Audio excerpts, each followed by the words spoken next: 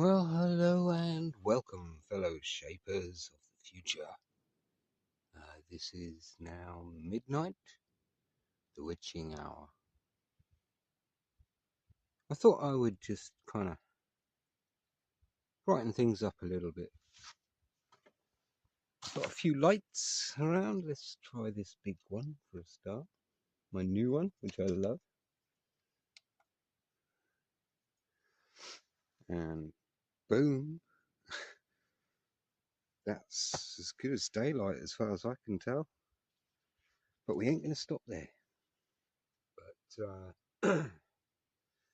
this big one over here is a new one of mine. It wasn't cheap. It's meant to produce 1,000 watts. So if we turn that one off, I'll show you each an individual light in the morning. These are £1.70 from Team U. They've got a really gorgeous bright beam on them. There's one over there. The only issue is the battery power on them, but if you leave them charged up or in a battery pack, they're very bright. And I think that two of these equals nearly one of those. Nearly. And they will give a good light out for maybe 20-30 minutes. But yeah, it will diminish. So I guess I'll leave you with a little teaser. Tomorrow's breakfast is going to be bacon grill. Tomorrow I will also be testing out my more slimline, more aerodynamic, just more basically. I'm hoping this thing is going to fly tomorrow. I've spent a lot of man hours into this. I don't mind that. If it breaks on its first flight, even though there will be a bit of disappointment, but also there's a lot of lessons that I've learned along the way, and I've enjoyed doing it. I will do this while I'm listening to something else. I did, however, make it left-handed, which is typical me. So we've got a polypor, which I gathered from a different place where there's lots of dead birch, and that is going to be, well, not quite a mushroom burger, but sort of a mushroom hot dog. So look forward to that as well. Well, hello and welcome. It's morning-ish, not early, that's for sure. And it's time for breakfast. So I mentioned I was going to have a mushroom burger. So I'm just trimming off the outside layer. So there we have it. A prepared burger, which looks and feels, the texture of it. It's like chicken, to be fair, so I might call it vegetarian chicken burger, although the taste isn't going to be chicken. But it's just the way it splits up. It's very shredded, like chicken is. So we're just going to heat this up for a minute or two. Now we've got our little roasted. It would have been better fried. A little bit of olive oil and garlic. Oh yeah, that would be nice. But I haven't got those, so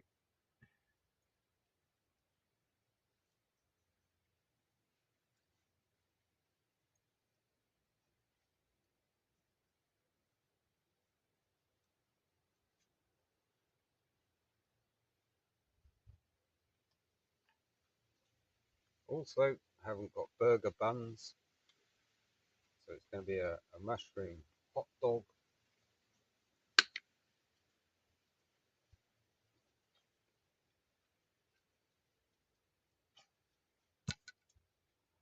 give it a go.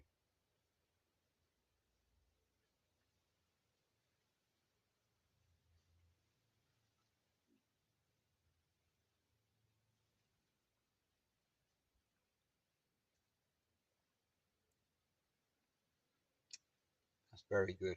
I mean, the ketchup helps, I'm sure. But polypor mushroom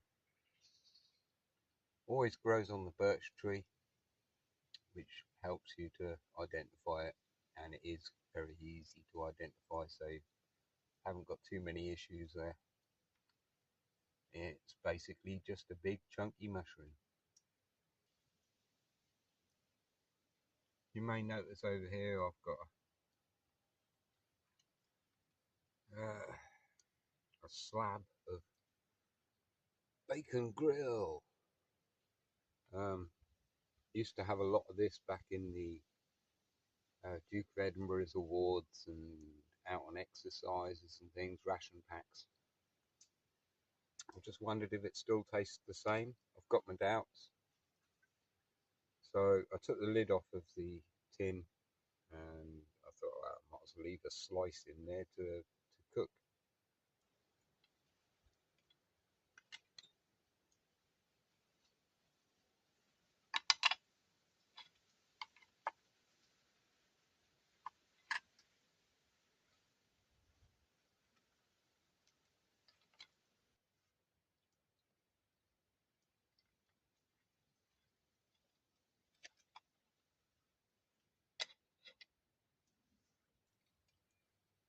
Mm.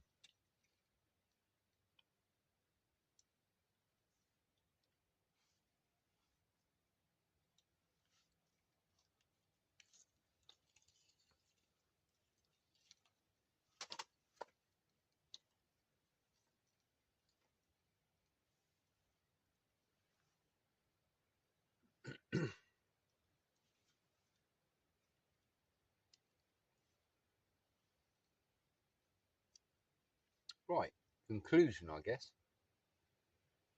The bacon grill isn't the same as what we used to have back in the mid-80s as part of our Arctic ration packs, 24-hour Arctic ration packs. We used to get a little tin of bacon grill.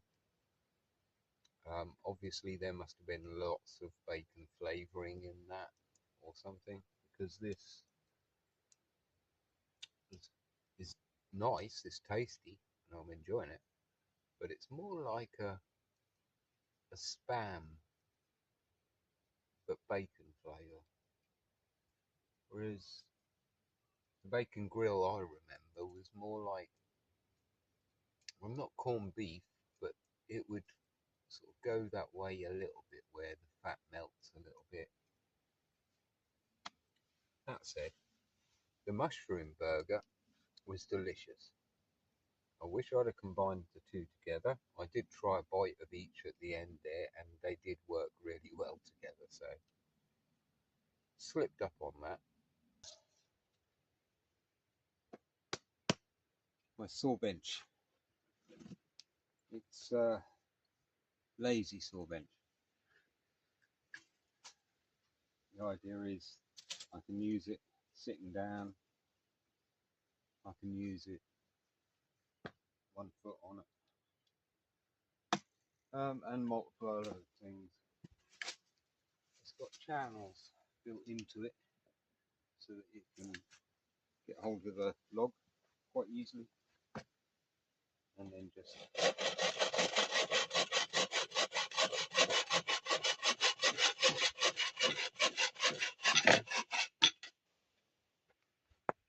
it's quite a tough bit of wood,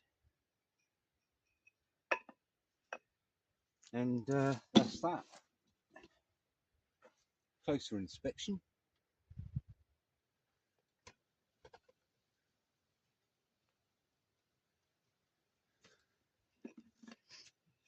It's a gorgeous piece of oak I collected probably in the first 5 videos or so that I made on YouTube. So it's 2 years old now already.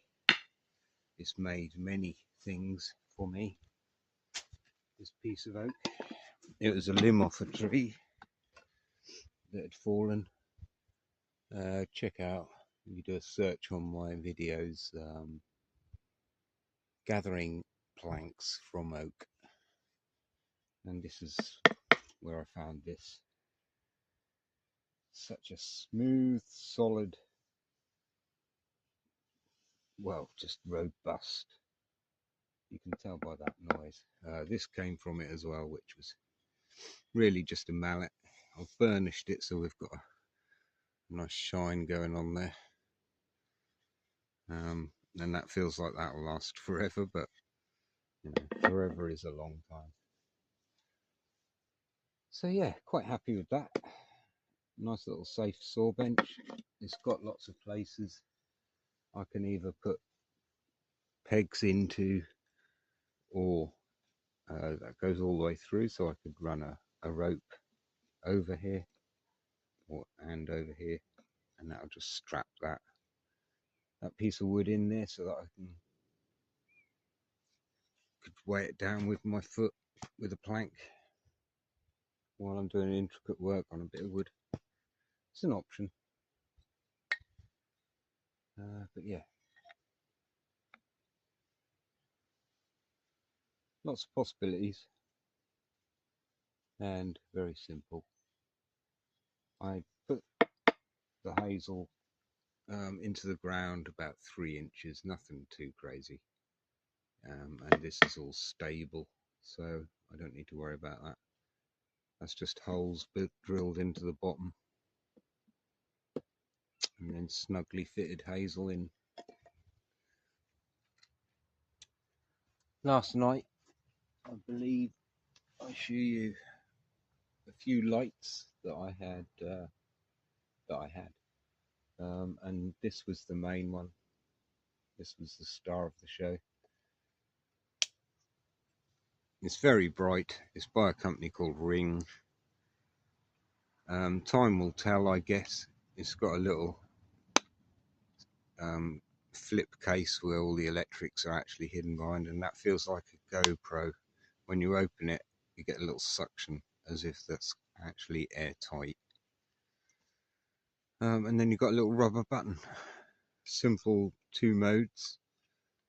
That says that it's 10 hours on the lowest and 5 on the highest. I would dispute those figures from last night,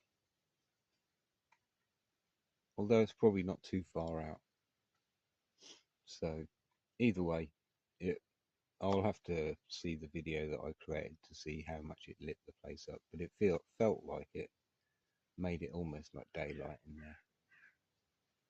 With this and a combination of these little things, which were from Temu, £1.70.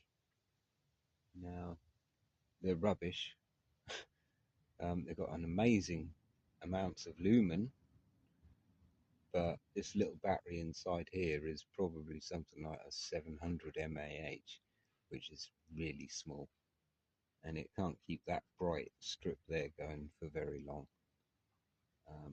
So in that way, they're almost pointless unless you want 20-30 minutes of good light and then nothing. So the answer is to plug it into your power bank, which is what I've done last night, and then you get full beam, no dimming, uses hardly any of your battery pack, and you can shine them all together in a big line, and that would be about as bright as that, I would say. 3 of them, and £1.70 each. That's £2.40, £3.40, £4.40, £5.10 for £5.10, whereas this was nearer £30. But it does feel like a good bit of kit. It feels well constructed. But we'll see, I guess, won't we? Cheap or not cheap? What will win the day? I wonder. That'll be an ongoing review. I'll let you know if anything happens to either or either. And I think that will probably do for today, because I've got things to do. My caring duties as a carer.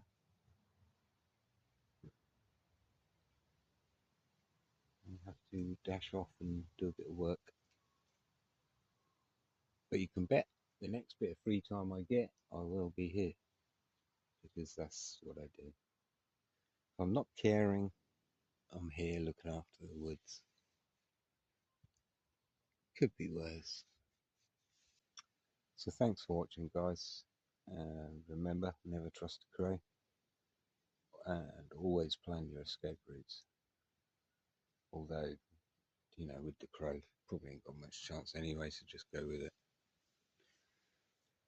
Boomerang ago. I'm nursing a slight injury in the shoulder.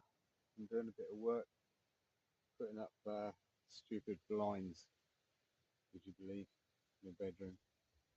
Yeah, let's give this a try.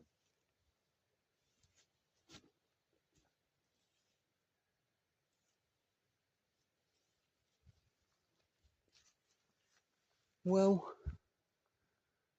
it certainly veered off and it got a bit of lift. It hung in the air for a while.